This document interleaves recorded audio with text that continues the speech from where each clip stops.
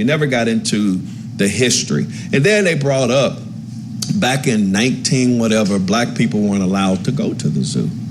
And I found that to be very interesting because I kind of thought in my mind back in 1940 whatever, black people weren't allowed to do a lot of things. And not to make it a race thing, but it kind of bothers me when I see people try to use the race card for something that to me is not really anything, because nobody ever said you could stop going in the zoo for free. Because that's the main point to me, you know what I'm saying? Not necessarily parking on the grass, because even if you parked inside the zoo parking lot, you got to pay. Yep. You have to pay. And on those Tuesdays, you have to pay. You have to pay. And a lot of, on Tuesday afternoons, you know, a lot of the folks who come and get in the zoo for free also park for free, because there are lots of places in the neighborhood on the street that they can park. And rather than pay that $5, they'll park in the neighborhood and walk. So park on the public streets. Park in the zoo along the curb that goes throughout the zoo, not the zoo, but Overton Park or whatever. So Mike, I wanted to bring that up. Because, I appreciate you because it bothered me. So at risk of saying something, and I know you couldn't do it, Mr. Slater. You know, I know I'm the. I know you couldn't do it. Most of your audience probably doesn't look like I do, and that's okay. Well, that's great. That's why I'm here to tell you the truth. You'd be amazed, actually. Well, I'm gonna be watching in the future. Because you have a lot of police officers. You have a lot of cross section of individuals that are concerned about police issues in the community. We get support from a whole lot of people. Let me tell you what they said in City Council. Basically, what they were trying to say is, because the people down City Council look like I do. Okay. You know, they were saying, well, these folks are white racists. Well, no. Yes. Yes, most of the people, down there supporting Overton Park, we're supporting Overton Park. We're white Midtowners, to be honest with you. I mean, that's true.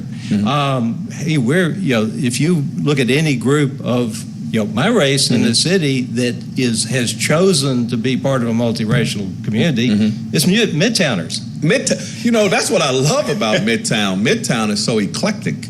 You have a cross section of all kinds of people. You have Asians, Muslims, you have Caucasians, you have African Americans, you have Africans. You name it, throughout the spectrum. They're there. Every weekend when I go to the park, that's exactly what I experience. Exactly. It's like the artistic area, and then when you talk about Midtown, or you talk about like Cooper Young area and all over in there, it's known throughout the world as one of the best neighborhoods, one of the best communities. And it can be even better.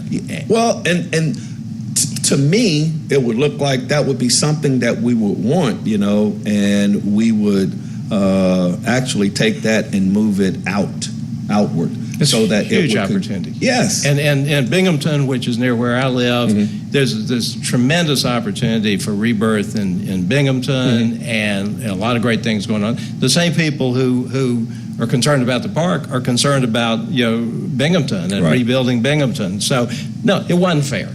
Anyway, we're going to go ahead and open up the phone line. We only got a couple of minutes, but you can keep talking, and if we get a phone call, we'll take it. And so, by the way, you asked about history. I mean, Overton Park is... You got one? I knew that was going to happen. But I do want to get other people's opinion and give them the opportunity to chime in. Go ahead, John. Wake up Memphis from behind the badge. Hey, what's going on, Mr. McKinney? Slater there? Yeah, Mr. Slater. Hey, Mr. McKinney. You born and raised around here in Memphis? A long time ago. I was born at the I think it was the Methodist Hospital here in Memphis. Oh, okay. I want to fast forward. Mike ain't got many minutes. Okay. Yeah, well, just listen now. Y'all listen now. I'm listening. Okay, number one, I thought about it. I understand the houses and stuff was knocked down going in the 70s. And a lot of those old, beautiful homes still got, I understand that was a great fight with the Supreme Court. Okay. Mike mentioned Wednesdays. I recall when I first came to Memphis, I don't want to get into a racial thing, blacks could only go on Wednesdays. You're right. And here's the key on that is taxation without representation. Is that right? So what now? Taxation without representation. In other words, you're paying taxes and you still could go. So that means, you know. So you mean because we're paying taxes, we should be represented at the council? No. Now, if you're paying taxes, you should have been able to go on Wednesday. Okay, back then, yes. Yeah, you know, Okay. I'm saying that the citizens.